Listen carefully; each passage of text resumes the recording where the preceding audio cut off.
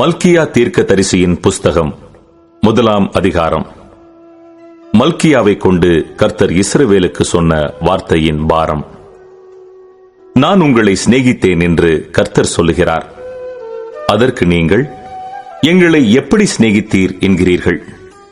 கர்த்தர் சொல்லுகிறார், ஏசா யாக்கோபுக்கு சகோதரன் அல்லவோ?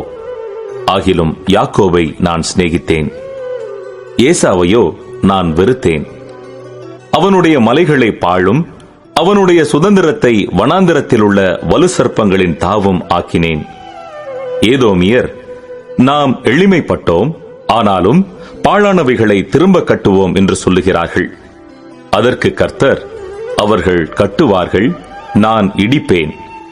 அவர்கள் துன்மார்க்கத்தின் எல்லை என்றும் கர்த்தர் என்றைக்கும் சினம் வைக்கிற ஜனம் என்றும் சொல்லப்படுவார்கள் என்கிறார். இதை உங்கள் கண்கள் காணும். அப்பொழுது நீங்கள், கர்த்தர் இஸ்ரவேலுடைய எல்லை துவக்கி மகிமைப்படுத்தப்படுவார் என்பீர்கள். குமாரன் தன் பிதாவையும் ஊழியக்காரன் தன் எஜமானையும் கனம் பண்ணுகிறார்களே.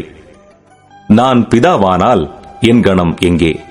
நான் எஜமானானால் எனக்கு பயப்படும் பயம் எங்கே என்று சேனைகளின் கர்த்தர் தமது நாமத்தை அசட்டை பண்ணுகிற ஆசாரியர்களாகிய உங்களை கேட்கிறார். அதற்கு நீங்கள், உமது நாமத்தை எதினாலே அசட்டை பண்ணினோம் என்கிறீர்கள். என் பீடத்தின் மேல் அசுத்தமான அப்பத்தை படைக்கிறதினாலேயே. ஆனாலும் உம்மை எதினாலே அசுத்தப்படுத்தினோம் என்கிறீர்கள். கர்த்தருடைய பந்தி எண்ணமற்று போயிற்றென்று நீங்கள் சொல்லுகிறதினாலேயே. நீங்கள் கண் ஊனமானதை பலியிடக் கொண்டு வந்தாலும் அது பொல்லாப்பல்ல. நீங்கள் கால் ஊனமானதையும் நசல் பிடித்ததையும் கொண்டு வந்தாலும் அது பொல்லாப்பல்ல என்கிறீர்களே.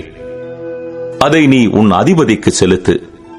அவன் உன்மேல் பிரியமாயிருப்பானோ? உன் முகத்தை பார்ப்பானோ என்று சேனைகளின் கர்த்தர் கேட்கிறார்.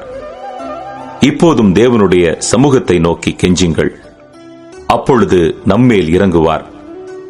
இது உங்களாலே வந்த காரியம், அவர் உங்களை அங்கீகரிப்பாரோ என்று சேனைகளின் கர்த்தர் கேட்கிறார்.